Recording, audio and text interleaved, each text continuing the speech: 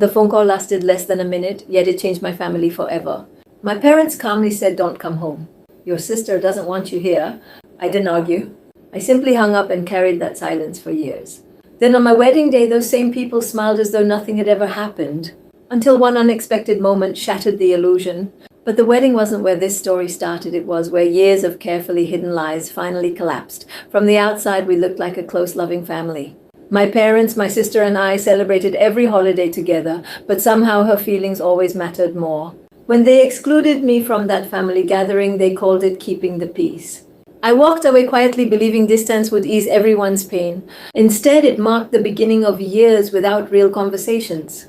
At the time, I believed someone else was quietly writing our story. Growing up, my sister was always the one my parents believed first. I became the peacemaker, apologizing even when I had done nothing. Small misunderstandings somehow ended with her receiving comfort while I was expected to move on. Looking back, every family argument seemed to end exactly the way my sister wanted.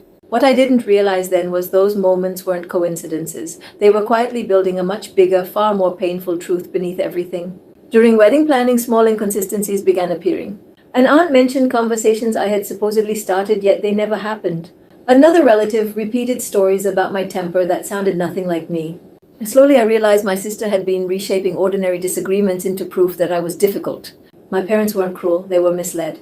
Keeping me distant protected her place as the unquestioned daughter. Each forgotten detail, conflicting memory, and awkward conversation revealed another layer of deception. But exposing the lies turned out to be easier than convincing everyone to face what they'd allowed to happen. Once the truth surfaced, my parents could no longer hide behind the excuse of keeping the peace. Some relatives apologized immediately, while others struggled to accept how easily they'd believed the worst about me.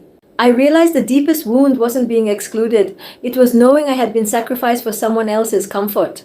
Trust could never fully return. The hardest conversation wasn't with my sister, it was with the parents who had believed her. After everything came to light, I understood the next choice belonged to me.